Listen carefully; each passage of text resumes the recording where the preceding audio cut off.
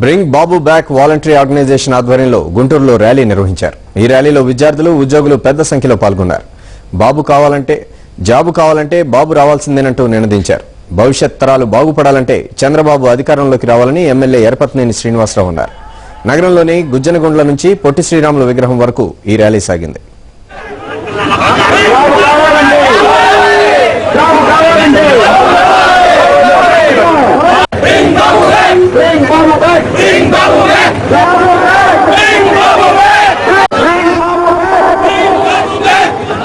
Job కావాలంటే బాబు రావాలి.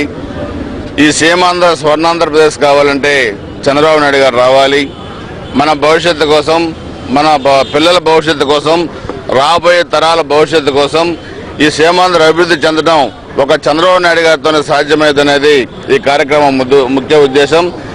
మేము విజయవంతులు అందరం బాబు గారిని మళ్ళీ అధికారంలో రావడానికి కావాల్సిన ఆవశ్యకతని అందరికీ చెప్పడానికి మేమందరం ఇవాళ రోడ్ల మీదకి వచ్చాం.